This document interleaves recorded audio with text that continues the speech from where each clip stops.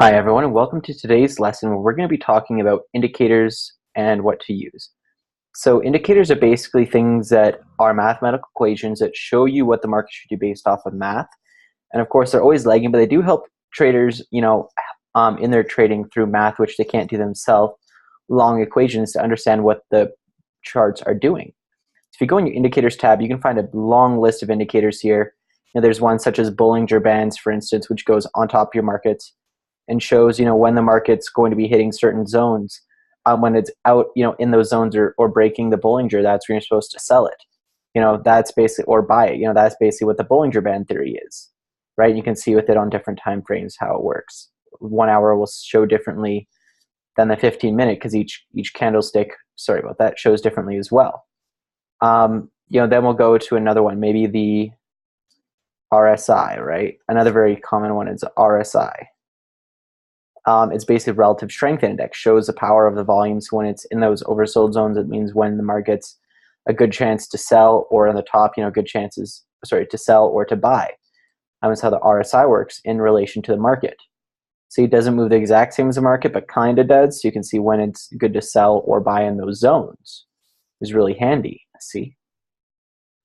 But the ones you can use, either RSI or the one that I prefer to use is called stochastic.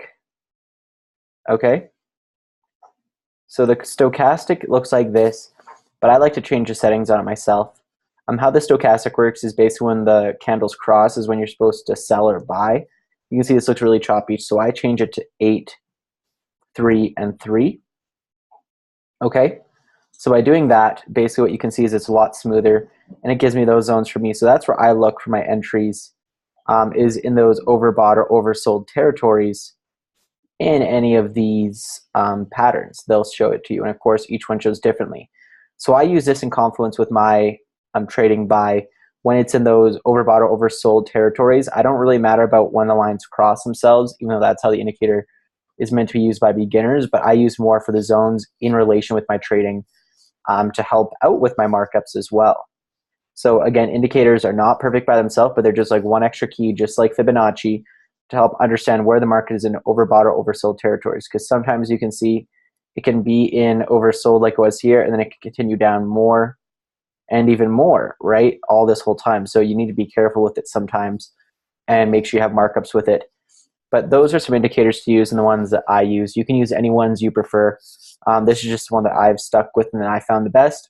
Just simmer around the Bollinger Bands and RSI and MACDs, all the ones that help with the strength of the market, and see where the market's overbought, oversold, and those will help you in your entries.